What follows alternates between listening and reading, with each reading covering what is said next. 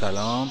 امروز ما اومدیم کاخ اردشیر بابکان یا همون آتشکده فیروزآباد، یکی از باشکوه‌ترین بناهای دوران ساسانیان که در استان فارس قرار داره. این بنا در قرن سوم میلادی به دستور اردشیر بابکان بنیانگذار سلسله ساسانیان ساخته شده.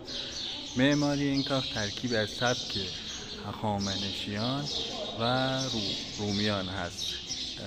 قوس‌هایی که دو تاق‌ها با شکوه گنبدها رو که داریم می‌بینیم الهام گرفته از تخت جمشید و معماری رومیه.